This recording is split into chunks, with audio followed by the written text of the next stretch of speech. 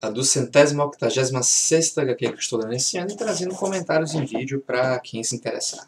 Esta aqui é uma HQ de volume único, publicada pela Figura Editora, através de financiamento coletivo, mas que eu não participei na época e só fui adquirir ela posteriormente, junto com o financiamento de outra HQ que eles trouxeram, que também tem de um autor oriental. Quer dizer, autor oriental não, também tem temática oriental, mas essa outra é de fato de um autor oriental. O Tanka, ele na verdade é de um autor italiano chamado Utopia, não sei exatamente a pronúncia correta, e é um autor que eu não conhecia, mas que fiquei muito grato por conhecer, porque de fato as ilustrações deles são muitíssimo boas. O estilo que ele usa com esses rabiscos, essas rachuras, fica realmente muito legal.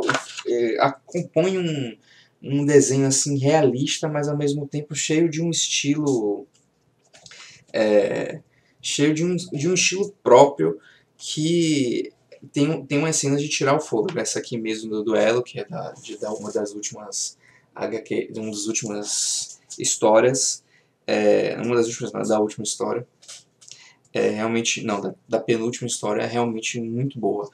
Bem, Tanka, ele parte da premissa de um estilo de poesia japonesa. O Tanka, que é o nome desse estilo de poesia, é uma poesia que é um tipo de poema que segue o padrão de 5, 7, 5, 7, 7 sílabas. E a inspiração dessa HQ teria sido essa forma clássica de poesia, em que o próprio HQ diz, da primeira história, diz assim: Tanka é uma forma clássica de poesia japonesa em 5 versos. A princesa Shikibu, que viveu, parece, no século X de nossa era, foi uma famosa autora de Tanka. Apenas uma de suas composições chegou até nós.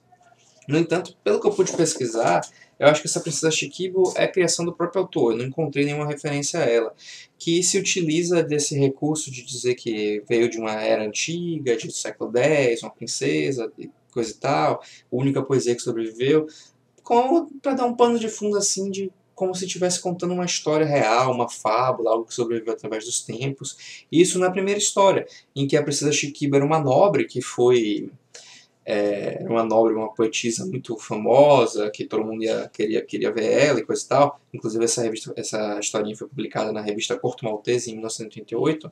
E ela acaba sendo a casa dela é destruída, o clã dela é destruído, e ela passa a viver em reclusão em um monastério, caindo aos pedaços, de olhos fechados, sem querer falar com ninguém. Aqui. Inclusive o cenário que o top desenho também são muito bons. E ela é visitada então por um Ronin que está apaixonado por ela, um Ronin que no caso é um samurai sem mestre e que é de uma classe social baixa, porque ele seria da classe samurai, mas não é um samurai propriamente dito, porque ele não tem exatamente uma nobreza, ele não tem mestre, ele não tem renda, ele vive de uma forma meio criminosa, às vezes vagabunda, muitas vezes é o que os anos fazem. Isso os que não são diretamente criminosos. E esse Ronin, ele está apaixonado pela princesa, e ele vai até ela e não, eu sempre fui apaixonado por você, mas você sempre esteve distante, mesmo quando você enxergava, você não me via, mas eu vou realizar os seus desejos para lhe mostrar, lhe provar o meu valor e coisa e tal. E ele começa a falar, aqueles caras destruíram sua casa, e vai lá e consegue se vingar dos caras. Ah, você não gostou disso? Talvez você queira o tesouro dos guardiões ancestrais que estão em tal lugar. Talvez quando ele trazer a jarra cheia do tesouro deles, você queira abrir os olhos, ela não quer. Aí depois ele busca o palácio secreto do imperador, onde floresce um ramo de cerejeira uma única noite. Eu vou entrar lá, vou trazer esse ramo de cerejeira para você, e talvez assim você queira abrir os olhos e tudo mais. E é uma história bem legal e que termina justamente com o suposto poema que eu tenho que elogiar. A tradução foi muitíssimo bem traduzido pela tradutora, que eu vou ter que verificar o nome, Maria Clara Carneiro, que traduziu ele seguindo as convenções do que seria um tanka, que é seguindo a ideia das sílabas, e que o poema é: não vou mais abrir os olhos, mas sonhar, nem lágrimas quero, são como chuva quente sobre sabre partido. Eu achei muito boa a tradução, seguindo o estilo, e eu não conhecia tanto o Tanka, mas eu tenho algum conhecimento sobre estilos que foram derivados dele, como por exemplo o veio primeiro o Renga, que era uma forma de poema colaborativo, em que um autor começava, o outro ia terminando os poemas, assim formando um grande poema encadeado, e do Renga veio formas mais conhecidas no Brasil de poesia japonesa, como o haiku e o haikai, que não são exatamente o mesmo estilo. No entanto, eu preciso fazer uma... sim, as histórias seguintes elas não seguem isso do Tanka, e foram publicadas em revistas separadas e reunidas aqui para essa publicação. As outras histórias trazem personagens interessantes como Masamune, que ele precisa fazer uma espada com um príncipe cruel, e as coisas que essa espada vai passando. A outra história, Sato, fala sobre um antigo guerreiro, Yoritomo, que foi o maior guerreiro que já existiu, e de como ele é admirado, mas isso um garoto conversando com um pobre camponês, e aí o lugar é atacado por bandidos estes que são claramente desenhados a partir de personagens do Sete Samurai. Aqui é completamente o Kikushio, aqui o Gorobei, ou esse aqui era o Gorobei, eu confundo o nome de alguns dos personagens, mas eu acho que é esse o Gorobei. Não, esse aqui é o Heihachi, e aqui o Gorobei. É claramente inspirado nos Sete Samurais, e o próprio personagem desse conto me lembra muito o outro personagem de Sete Samurai, que é eu esqueci o nome dele, mas é o cara que é um espadachim, o melhor espadachim que tem entre os Sete Samurais. Que é um cara que fala pouco, é exatamente a cara dele, tá bem inspirado, acho que fica bem notável. Isso, embora não seja como posso dizer, literalmente o rosto do personagem, mas você percebe muito bem os traços em todos esses que eu mencionei. E é uma história legal, acho até uma das melhores.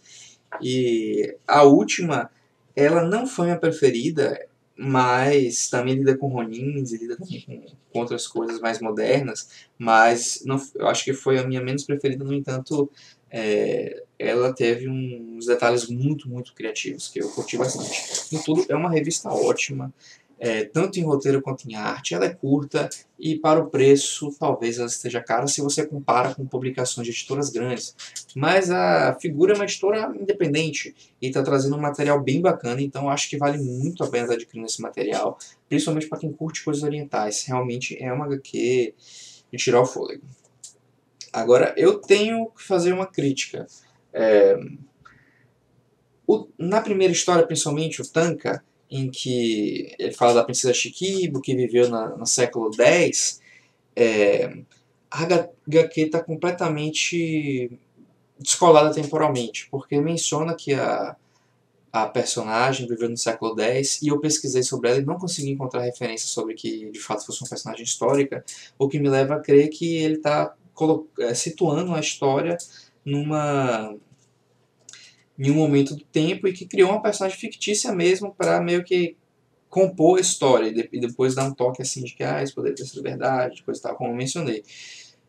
Inclusive, Tanka, o estilo Tanka é um estilo de arte que era muito apreciado nessa época do século X japonês, que era o período Heian. Já estava no fim do período Heian, na verdade. Se eu não me engano, o período Heian termina no século X e no século XI, quando tem as guerras Genpei e os acontecimentos do Haikyuu Monogatari, onde as duas famílias de proto-samurais, não eram exatamente samurais, se enfrentam, os Minamoto e os Taira. Eles se enfrentam numa guerra pelo Japão, os Minamoto ganham, e assim começa o primeiro shogunato do Japão, tirando o poder do imperador, a base da força, eu diria que pela primeira vez, pelo menos nessa magnitude. E, no entanto, apesar do Tanka ele ser uma forma poética que estava em alta nesse período, não existiam conceitos como samurais na época. não da forma como a gente tem em mente hoje em dia, que é um samurai, é mais um personagem que surge mais no período dos Warring States, e depois lá para um conflito que tem o Tokugawa Ieyasu, que tem o Nobunaga Oda e aquele outro general. O samurai é uma figura mais desse tempo, e principalmente o Ronin é uma figura mais desse tempo. Então fica muito descolado utilizar um Ronin e a ideia de samurai nesse volume de Tanka. As armaduras e as armas que os personagens usam não são armas e armaduras que existiam na época, então ele está bastante descolado. Embora a própria personagem Shikibu ela esteja bastante dentro da estética da época, por incrível que pareça.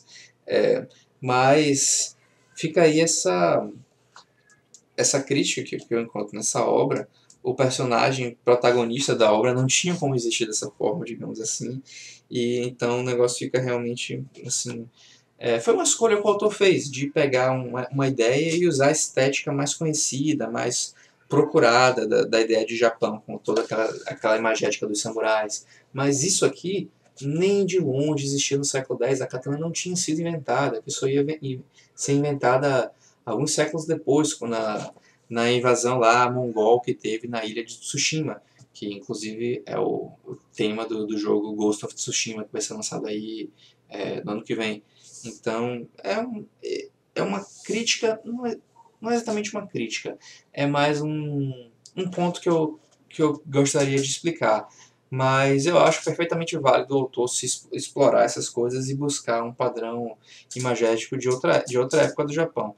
Um que é até mais conhecido e que é voltado para o público ocidental e mais fácil do público ocidental reconhecer. Mas como eu leio bastante sobre a história do Japão, eu gostaria de ver uma história que tivesse a estética do período Heian e não fosse essa questão toda de samurai, que é muito mais pra frente. Mas por enquanto eu vou ficando nessa. Espero que tenham gostado desse meu vídeo, dessa excelente HQ. Pena que o vídeo foi ruim, a HQ foi excelente, mas o vídeo nem tanto. Mas eu vou ficando nessa e no próximo vídeo eu voltarei com Dark Knights Metal Especial 1. E até a próxima.